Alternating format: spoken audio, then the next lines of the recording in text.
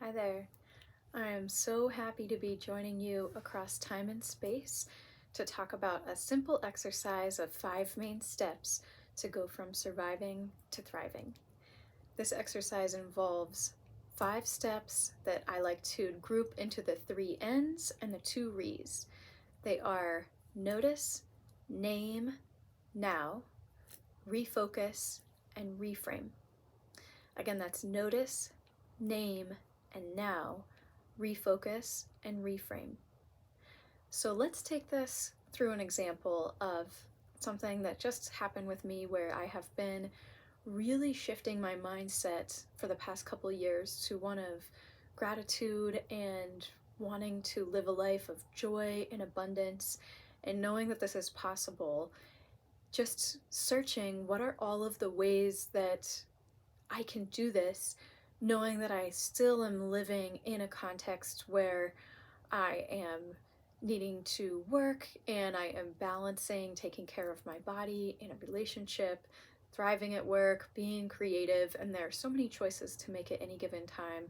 So, from the big meta level, creating the life of my dreams can be very exciting, and then there's still the day to day of having difficulties come up in even small things, in everyday conversations, in being cut off in traffic, which is such a big one. So these exercises are really guided towards dealing with those smaller irritations of life that can add up and become really big.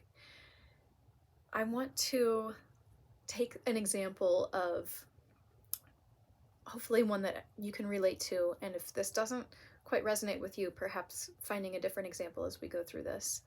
I want to take an example of feeling like I didn't say the best thing during a meeting at work, and so I felt a little bit embarrassed about it. And all of the things that can occur after this kind of minor, what could be framed as a mistake, but something minor at work that seems like it's relatively easy to deal with. And yet, what can happen is a sudden, I'll say, not quite catastrophizing, but just going into a spiral of making the problem bigger. So I faced this where I made a mistake. I didn't feel like I did something to the best of my ability at work, and then complained about it to one colleague in front of another colleague, and felt just like that was really not myself that I did that.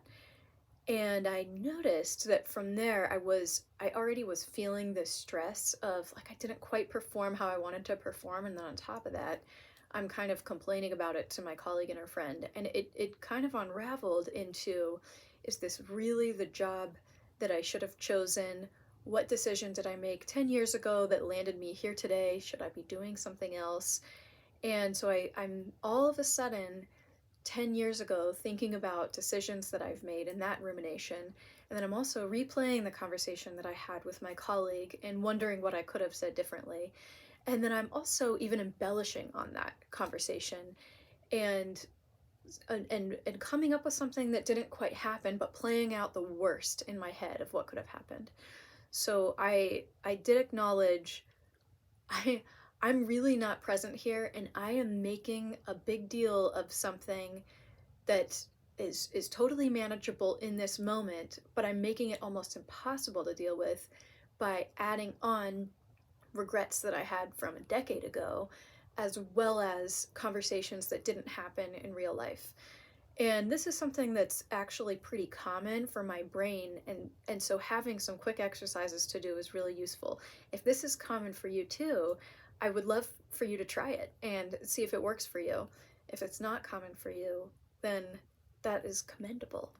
And I would give yourself a pat on the back for being able to be more present and go with the flow. So when I notice that this starts to happen for me, it's just first kind of coming out of the trance of, oh, I am acknowledging I am not present right now. That's the very first step. And I will say I've adapted this from a number of meditation practices that have really helped me over the years, and then also different sayings from yoga teachers and other spiritual teachers I've had. So this acknowledge what's happening is often the first step so that it can be addressed. And it can be simple. It doesn't have to be full of shame. It's just, oh, I'm not really here right now. I'm making things up, or I'm in the past. And it's kind of a neutral acknowledge. From there, I name, what am I feeling? What emotion am I feeling? And this is typically for me centered around fear or shame. And I can really kind of find that place in my body where it'll clue me. And once I start to get closer to what the emotion is, then it's either like in my shoulders or in my belly that I'll get that clue of, oh, here's kind of the central point of where the emotion is taking up the most real estate in my body. So that will lead me to my third step of now, where I can become as present as possible with my body, put one hand on that spot in my body, and then in addition to being present with it, the now encompasses I'm here for myself. I put my hand on that place in my body and say something to the likes of, I'm here for you. You're safe. And that often will really relax me, just that reminder that I'm safe, because usually this comes from a feeling of not being safe. It and that's why it can become such a big spiral of all of the tactics that my nervous system is going through to try to keep me safe and help me survive, when actually I am safe and I need different tactics to navigate the situation. And so it's kind of an appreciation for that part of me that has been extremely useful in our collective evolution, but just the calming of I'm safe, and I can feel myself start to relax at this point. If by this point I'm still pretty tense, I might get up and take a break, or I might remind myself, like, this is as far as it's going to go right now. Before I go to bed tonight, I'm going to go through this exercise again. So those are the first three, where we've noticed, we've named it, and we've come into the now. And that there's some loosening starting to happen. Now we move into refocus. The easiest method that I have found for refocusing is finding one thing that I'm grateful for. It's asking the question, what is going right at this moment? And I assure you, there is always something. There is at least one thing that's going right at this moment, or today, or in your heart, or in the environment. There's at least one thing. So I'm relaxed enough that I'm in a position that I can ask myself, what's going right now? And I choose one thing that's in my immediate environment, and it might be I got to ride my bike to work today, and I'm going to enjoy the ride home because I really enjoy riding my bike. So I find one thing that is right in front of me, or that wasn't that long ago, and with that refocus, then it's almost like a domino, where I choose one thing and then other things start flooding in and making themselves known of what else is going right.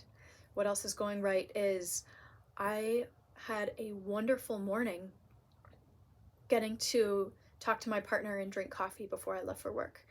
That 20 minutes actually really was special, and I'm very grateful for that. And then I start to think, I actually really enjoyed my coffee as well. I'm grateful that I get to drink coffee, and that we live at a time where that's pretty accessible. And then I think, oh, I'm grateful for my colleagues and the ones that I worked with on this other project that actually is going really well. And I'm grateful for my boss. I'm grateful for all the relationships in the past and present that have been extremely nourishing for me. And the list starts to go on. And what this feels like is less of a cognitive exercise of trying to come up with a list, but more of an emotional exercise that's like a soothing, like water. Like, a lot of things are really going right now, and I'm just putting my attention there.